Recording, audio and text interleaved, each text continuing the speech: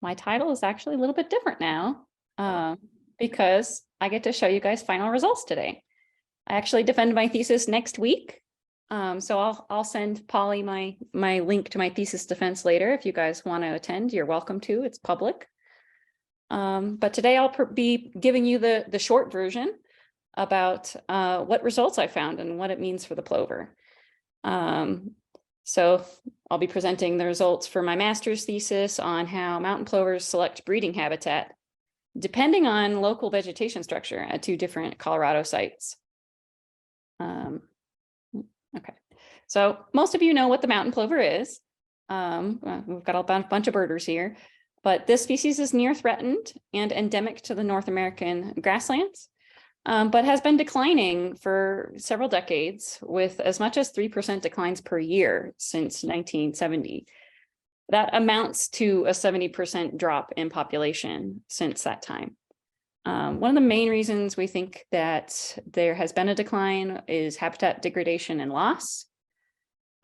So when we talk about that, we need to first, in order to conserve this species, we need to know how habitat affects their land use. In order to do this, we can improve our understanding of what are the underlying environmental drivers behind their selection of habitat. And this can help inform us on how the species might respond to changes and loss in that habitat, and help us better understand what habitat is critical to this species. So when we talk about habitat selection, a lot of the times we look at shelter and food, which are things that are necessary for occupation. But shelter and food are not the only things that influence habitat selection. So predation is also a feature of the habitat that both directly affects a species through mortality and also indirectly affects it through risk by affecting their behavior, such as movement and what habitat they select. And predation risk exists in a variation that creates a landscape of fear, is what we call it, where it varies over space and time. And across this landscape, prey species encounter trade-offs between meeting their energy needs and avoiding predation. So that is one of the things that we want to look at when we investigate what affects their habitat selection for this species specifically. What do we know mountain plovers are associated with already? So we know that they prefer habitat with high bare ground and very short, sparse vegetation. Most plovers in our area are most well known for being on prairie dog colonies, where we have the prairie dog, and we also have swift foxes. And there's a mountain plover. But they exist in differing prairie ecosystems as well. And in those different ecosystems, they encounter different suites of predators and different vegetation features. And even though we've been monitoring this species and investigating their habitat selection in regards to what vegetation features they select for decades, since the 1970s, we've never looked at how they interact with predator species. But we do know a lot about what they select for nest sites. So this is actually an incubating mountain plover here at Chico Basin Ranch. So nest sites of this species are associated with high forbs, high bare ground, and low vegetation height. And these these things that they use to select their nest sites are consistent across their geographic range, even though their breeding sites are across many different grassland types, from mixed grass prairies like we see in Montana, short grass prairie like at Chico Basin Ranch and Pawnee National Forest, National Grasslands. They also exist in arid sagebrush steppe, and also in high elevation, high plains habitat like we see in South Park, and even on tilled cropland. And they select their nests in these ways across all these different habitats. And yet we know almost nothing about how they select habitat when they have chicks. This is particularly important because chick survival has been shown to affect mountain plover population growth the most after adult survival during migration. So it can act, understanding brood responses, can act as a lens for the population responses to the environment. So by understanding how the broods are responding, we get a better idea of, how might the population respond as a whole. But also understanding what affects chick survival can tell us a lot about what might affect this species population growth, since it's so important. And yet we know very little about what they select for and what affects their survival, which is a whole other part of my research that will be done after I graduate. So this reproductive stage is really understudied, and that's why it's part of my research. We only have 2 studies on mountain plover brood habitat selection. So this is what we do know about young mountain plovers, and this is a almost fledged chick from South Park. He's old enough to have color bands now. You can actually see the radio transmitter antenna here. So the 2 studies that have been done, one of them was done in shortgrass prairie, and it was an anti-predator behavior study. So it wasn't exactly on habitat selection, but they found that young chicks tended to hide. And when they hid, it was in habitat with low bare ground and taller vegetation than the older chicks that tended to run in more open habitat. But brood sites overall in shortgrass prairie selected high bare ground and short vegetation, similar to what you would see with nests. While in high plains habitat, a study was done in our same South Park site, actually, that found that plovers with broods selected for less bare ground and closer proximity to shrubs than plovers that did not have broods. But the methods for these 2 studies were vastly different. And so you can't really compare the 2. And these are the only 2 studies that have investigated habitat selection for chicks. No other research has been done on how the risk landscape, no research at all has been done on how the risk landscape affects plovers, especially chicks. So that's a knowledge gap we really want to fill. How does, what features of the habitat influence their selection for nest sites and chick rearing sites? Is it shelter with the structure of vegetation? Is it food as insect availability?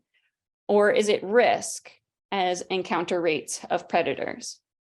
And does the risk change their response to shelter and food?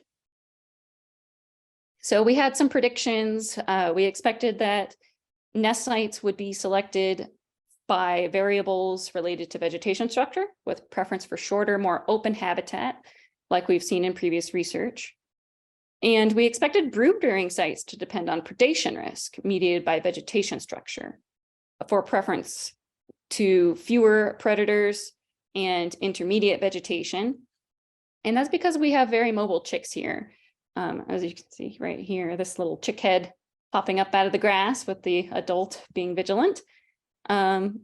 This species is very mobile, so we would expect it to, maybe use that mobility to avoid predators. So in order to investigate this, we monitored plovers at 2 different sites. We've got Chico Basin Ranch down here, southeast of Colorado Springs. And then there's South Park up in the mountains in an intermountain valley.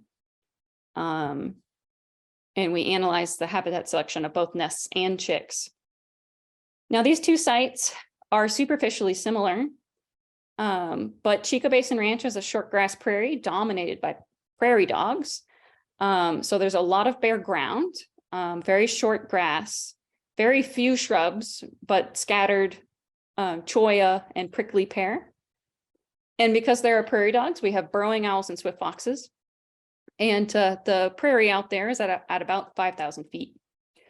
While up in South Park, we worked on James Mark Jones State Wildlife Area.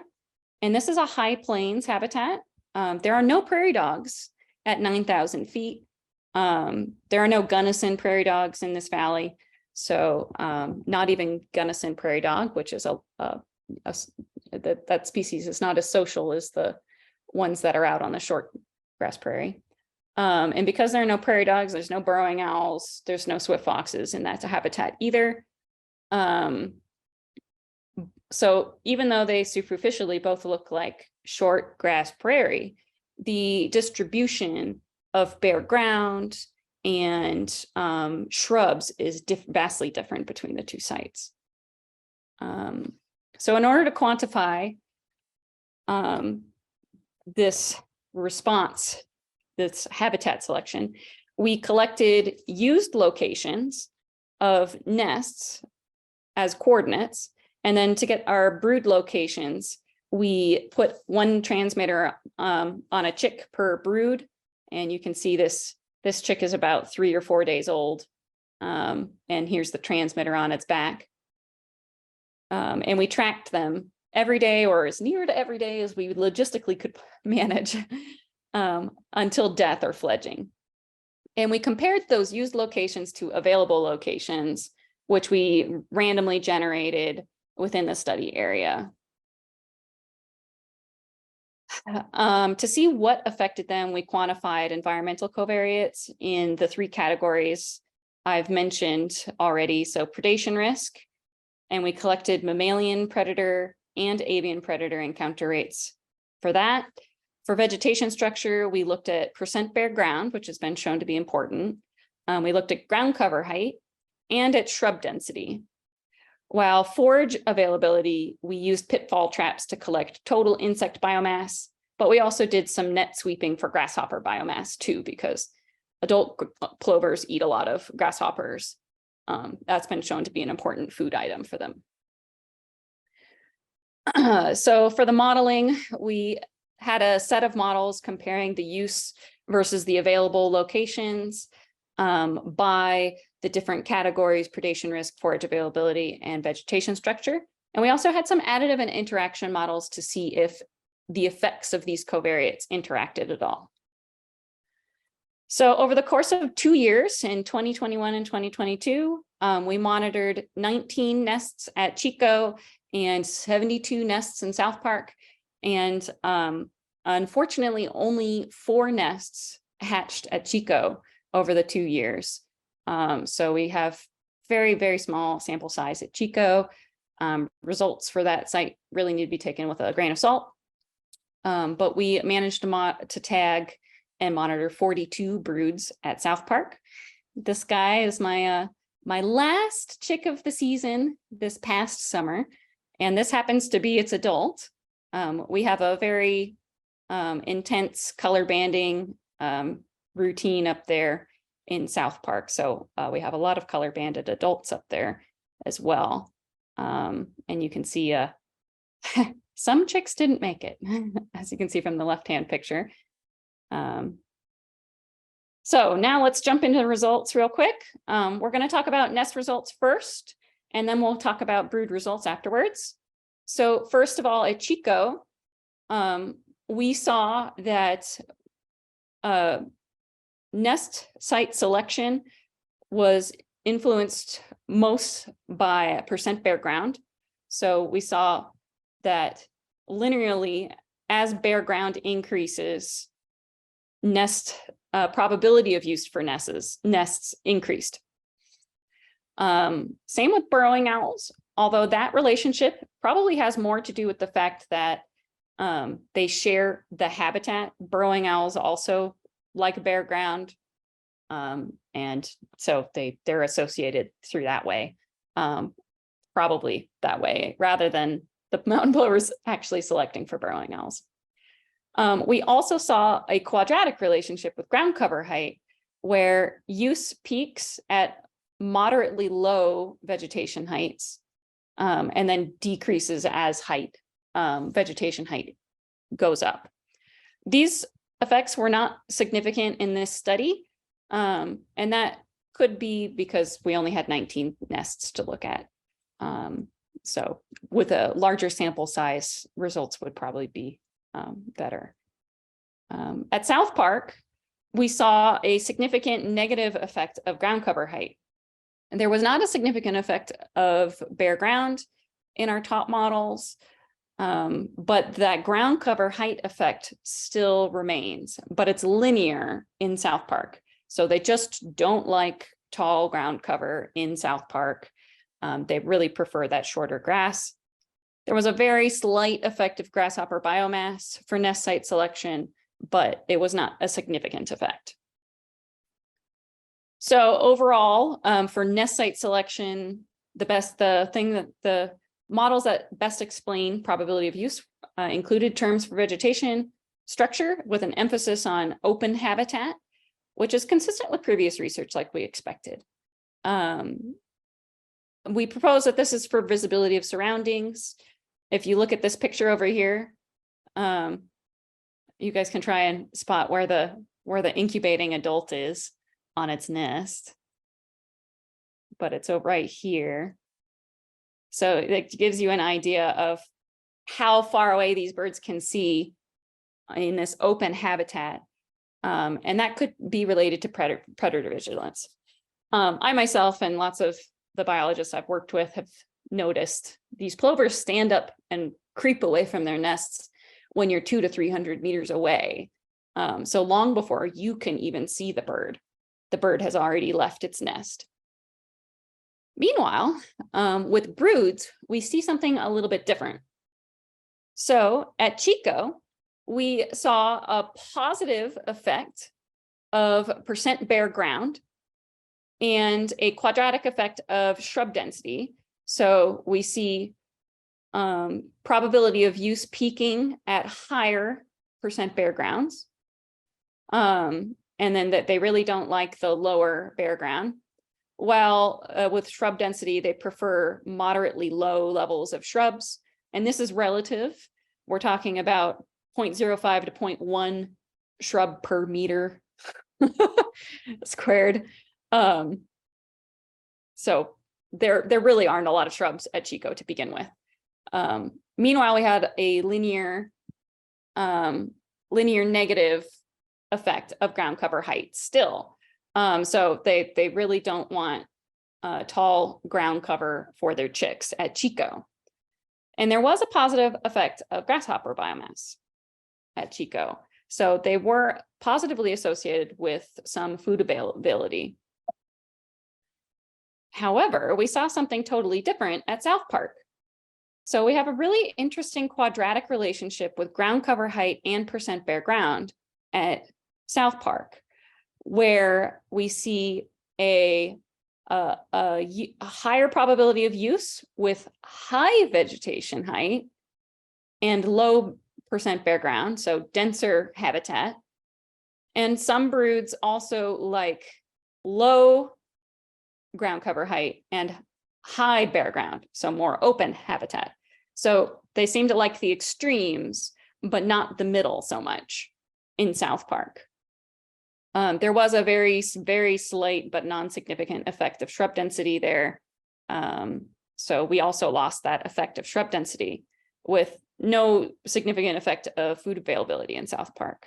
So what's going on here with this? Vegetation structure is still important for probability of use for broods in South Park.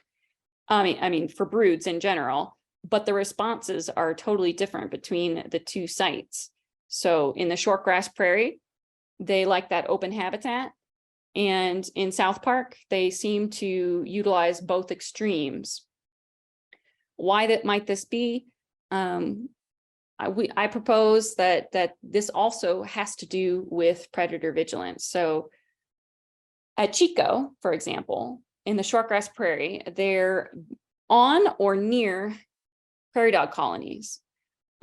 So prairie dogs are a social mammal with a sentinel system. So there's always prairie dogs watching for predators and sending out alarms.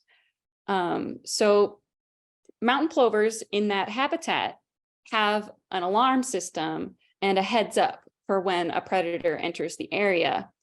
And it's already been shown in previous research that burrowing owls eavesdrop on those alarm calls of prairie dogs. It has not been shown yet that mountain plovers do that. That's research that still needs to be done. But it's a really fascinating thought that mountain plovers might be using that alarm system to give them a heads up. And that allows them to use that more open habitat and allows them to focus more on food availability rather than finding somewhere to hide. While in South Park, they don't have that alarm system at all. There's ground squirrels, but ground squirrels don't have a social alarm system the way that prairie dogs do. So broods in South Park have to rely on the adult's vigilance and then have sheltering vegetation available to hide in when predators enter the area. So just in conclusion, in general, we see nesting birds preferred that open habitat, just like previous research has shown, while the brood rearing habitat varied according to the local environment. And this means our results suggest anyway, that these plovers might not be able to assess the actual predation risk, or maybe they just don't care about what the general risk landscape is, but rather they adjust their brood rearing strategy to optimize the chick's ability to hide and escape instead of avoiding areas of high risk. This really drives home how important the prairie dog could be to the mountain plover during the breeding season if it turns out they are eavesdropping on those alarm calls. It could shed a whole new light on why the mountain plover abandons prairie dog colonies when the prairie dogs collapse from plague or other things. And just as a lasting note on the implications of this for management of habitat for the plover, managing land for this species during the breeding season should account for the fact that they seem to have different preferences in these different habitats. Maintaining a habitat for them in a shortgrass prairie where prairie dogs are will be different than managing habitat up in the mountains for this species, since they don't seem to prefer the same things between the two habitats. I haven't seen this been done for plovers very much, but relocating predators away from breeding plovers might not be that effective of a strategy, since our research shows that they don't care about areas of lower predation risk at all especially when they're raising broods. Rather than avoid those areas of low risk, they simply use the habitat to hide from predators when they encounter them. So what comes next for me? I still have all my data to run a survival analysis on to see how survival of nests and chicks are influenced by those same covariates we just talked about. My thesis defense is next Thursday, and then I'll graduate. And in May, I'm starting research, like Polly said, for a PhD with Dr. Wonder at CU Denver. We'll be doing research in Carville and in South Park, possibly some migration work in Southeast Colorado as well. It's going to be a busy time for me. And I just want to briefly thank all my helpers. My advisor, Claire, was immensely supportive. And of course, Mike and Allie from CU Denver were a huge help. And all the research grants I received from Lois Webster Fund both years, and CFO, AFO, and Bird Conservancy of the Rockies all supported me. Risa Connery's here. She helped me out with camera loans for our mammalian predator encounter rates. Could not have done it without the trail cameras given by CPW. a lot of effort went into this project. And I'd like to open up for questions. Great. Thank you, Casey. Tootie wants to know, was there any evidence that individual birds returned to specific sites? Yes. Yes, every year. So a lot of those color banded birds come back, even at Chico, where I only color banded birds for 2 years. That second year, I had color banded birds from my first year back on site. And we've been color banding birds up in South Park for 9 years now, I think. So there's lots of color banded birds up there, also lots of unbanded birds. But there's a lot of other breeding sites in the immediate area that birds go to. So they don't always come to our valley every single year. But some of them even nest in the general area that they nested in previous years. It's pretty funny. Interesting. And Kevin is wondering whether you actually observe birds in South Park going to high cover when they perceive danger. Yes, all the time. Sometimes when I was actively collecting radio transmitting locations on chicks, oh man, especially when they get older, and they just get so mobile. Yeah, they would definitely, I wouldn't say like they would hang out in the taller vegetation all the time, but they were definitely along edges of tall vegetation. And it's a lot denser there. There's more shrubs in general there, and the grass is taller in patches where chicks were hanging out. Some broods, like I said, there's the quadratic relationship. So some broods did like the bare ground, the more open habitat. And those broods were mostly only around the salt basins. So in this picture, actually, you can see this brownish area. This is a salt basin, which is mostly bare ground. And some broods would hang out around those, but not very many of them, just some of them would. So that's where we get that quadratic relationship with the bare ground and ground cover height in South Park. And are you saying that when you arrive to collect transmitters or install them, that the behavior exhibited was as though you were a predator? No, so I wasn't doing anything experimental. I usually tried. No, I'm just wondering if when you said when you went out there. Oh, there were definitely times where plovers do respond to humans as predators. Okay.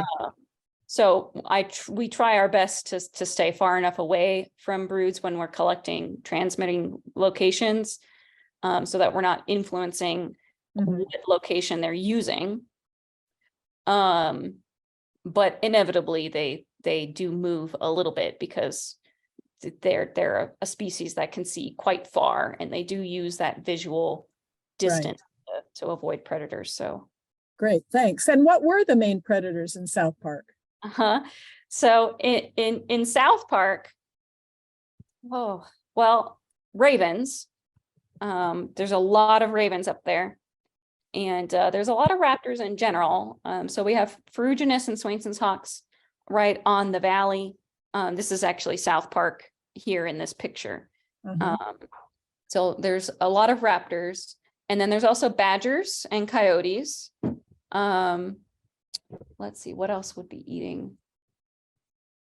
Those are the main predators, I would say. The ravens are definitely major nest predators, and they eat the smaller chicks when they're younger. And Kate would like to know, because harvester ants are often responsible for creating patches of bare ground. She's curious if you noticed that harvester ants might be correlated with areas where bare ground was located that plovers used. Well, I kind of just saw harvester ants all over the place. Sometimes right where I was trying to lay to find a nest. So I suppose I did see them more in the areas of higher bare ground, but I don't know if that's just because there was more bare ground, so it was easier to see them. Yeah. Or if it was because they are in those areas, or if they're causing those areas. I didn't really look at that too much. Okay. And then Polly is interested in your term high forbs. Does that mean forbs that are high in growth, or does that mean a high percentage of forbs? High number of forbs, yeah. Okay. And that was from a previous previous study found that higher numbers of forbs, like small flowers and things that aren't grass but aren't shrubs or cacti, that's what they were calling forbs. And they meant a high percentage of forbs, not height. Okay, great. Casey, John Reber here. Laura was wondering whether the data that has been, if it has been shared to help with any management of cattle grazing in these sites, either at the ranch or in South Park. Well, not in any official capacity. I mean, I haven't even defended this research yet. And I will be publishing in scientific journals, so it will become available. I have talked with the ranchers, with Little Duke at Chico Basin Ranch about the grazing in those pastures I use. One of the reasons we had such high nest failure at Chico, I think, has to do with the amount of rain we got in 2021. There was just an explosion of vegetation growth at Chico that summer, and it wasn't grazed very heavily. And so there was a lot of standing dead vegetation when I came back in 2022, and only 5 birds nested in 2022, and all 5 nests were eaten by predators. We just had total nest failure last year on the ranch there.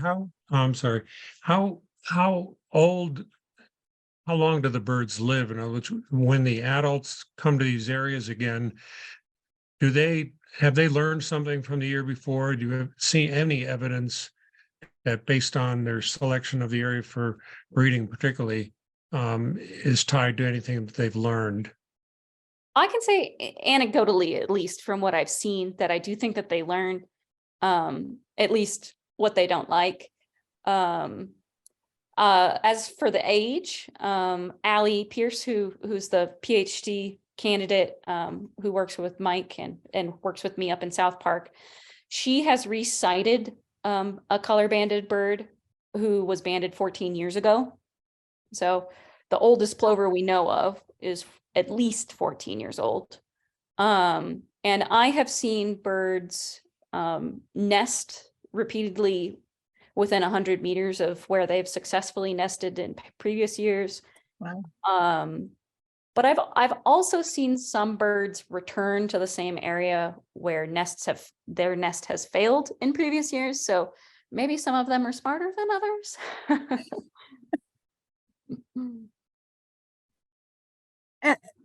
As Lori said at the beginning, one of Lois Webster Fund's objectives is to enhance conservation of non-game species. Mhm. So the ultimate question is, if you had time and money, what would the 1 or 2 things that you would convey to, in your case, the state wildlife area, the state agency, or the private ranch landowner, to enhance conservation of plovers based on what you've learned? Well, if they were in a shortgrass prairie setting like Chico Basin Ranch, I would recommend they graze more, or graze to put more emphasis on bare ground there. But also, this is hard to ask ranchers to do, but to keep tabs on the health of their prairie dog colonies. Because one of the colonies at Chico is doing fantastic this year. I was just out there last week, just to see what plovers were doing. and one of the colonies is doing great, and the other one seems to be on the decline. And I'm not sure if that's, plague related, or if they moved up to the northern colony, because they're not really that far apart. So the prairie dogs could have moved. In South Park, just having the continuing rotation of grazing is really good. They actually do a fairly good job rotating between pastures, and they're really responsive if we tell them, hey, the northern pasture has been really tall with grass this year. Do you think we can get cattle up there? And, within weeks, they'll have someone leasing the pasture up there and grazing it. Great. So they've really been doing a pretty good job out there, keeping some kind of variation in the vegetation height in South Park. Seems to really help them. They do like some areas of low vegetation height for their nesting. So it's important to have low vegetation height, but they do seem to need that variation when they have broods. Great. Well, thank you very much, Casey. We've run out of time, and there are one or two more questions in the chat. You might take a minute to answer them as we move on. Sure thing.